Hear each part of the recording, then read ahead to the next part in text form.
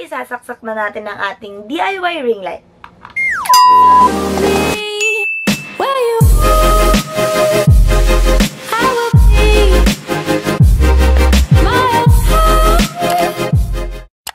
Hi guys! This is Sweet Encarnacion and welcome back to my channel. So for today's video, gagawa tayo ng very affordable DIY ring light. So, medyo matagal na nung huli ako nakapag-upload dahil nasira ang ginagamit kong fluorescent light sa aking pag-vlog. So, naisipan ko na bumili na ulit ng panibago para makapag-vlog na ulit. At eto na nga, napag-desisyonan kong gumawa na lang ng DIY ring light. So, eto na yung mga nabili ko para mabuo ang aking DIY ring light. So, una is itong LED ceiling light module. Ayan. Kusa yung kanyang tatak. At nabili ko to sa HandyMan sa Robinson.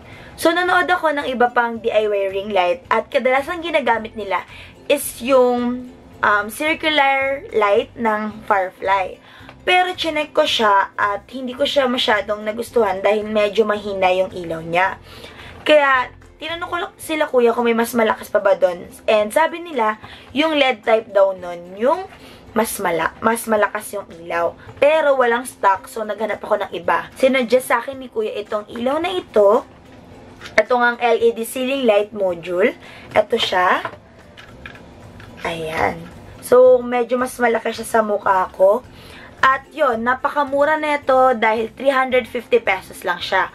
Compare mo sa 750 na nakita ko na LED light. So, ito daw yung mga pang-replacement sa mga nasisirang ceiling light. Ayan siya. So, wala pa tong wire na to. Iba pa yung price nito. So, ito pa lang is 350 pesos. So, sabi ko kala kuya kung pwede bang sila na lang yung mag-assemble. Kasi wala namang tutulong sa akin at wala rin akong idea kung paano yung tamang proseso para ikabit ito. Natatakot ako, baka mamaya makuryente ako. So, yun na nga, bumili ako ng 2 meters na wire at ito ay 38 pesos per meters. At bumili din ako netong plug na worth 40 pesos. So, may tagti 20 naman nito. So, para mas makamura kayo, pwedeng ayun din naman. Ang pagkakaiba lang kasi is, ito ay nagagalaw-galaw. Ayan. So, ayan. Pina-assemble ko sila kay kuya. Ilalagay ko yung video kung paano nila ina-assemble.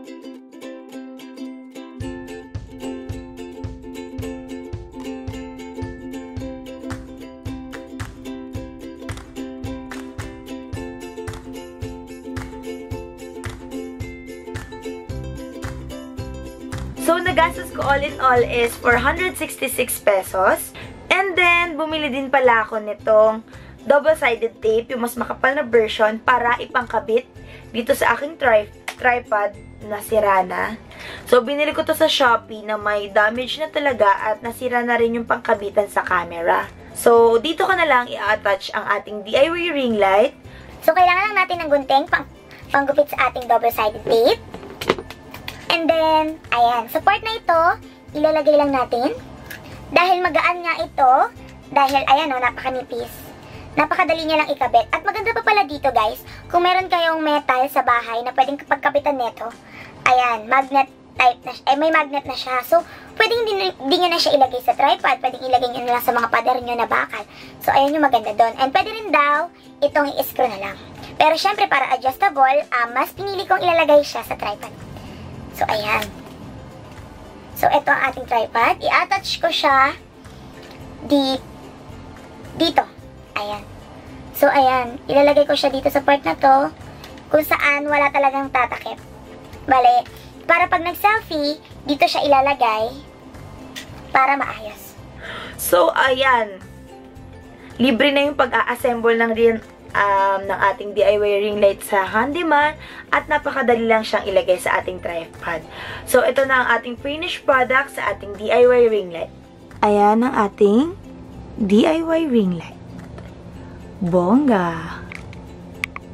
So, by the way, yung gamit ko lang na ilaw ngayon is yung LED na bumbilya sa aming kwarto.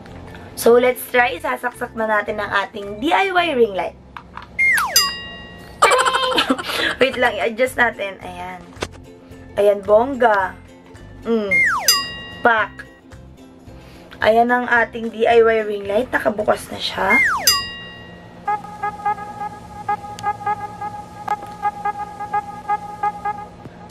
So, ito na ang ating video kapag ginamit natin ang ating DIY ring light.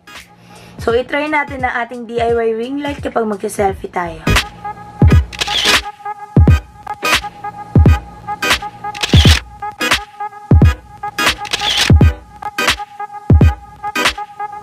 So, thank you so much sa panonood and I hope na makatulong to sa inyo. Sa mga nag-uumpisa pa lang sa pag-vlog, sa mga nahihirapan mag-film dahil walang magandang spot sa bahay na may natural light.